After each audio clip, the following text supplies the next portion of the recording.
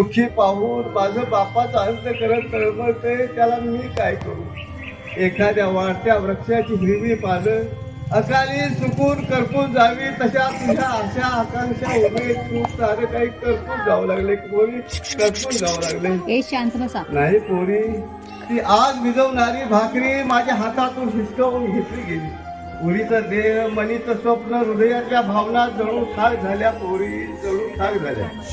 लक्ष्मी माझ्या संसाराचा गाडा तू अर्ध्यावर टाकून गेली. त्याच वेळी माझं जीवन भयान झालं. तुझ्या माग त्या पोरीचे हाल होऊ नयेत म्हणून माझ्या सर्व सुखावर तिलांजली वाहिली. लक्ष्मी तिलांजली वाहिली.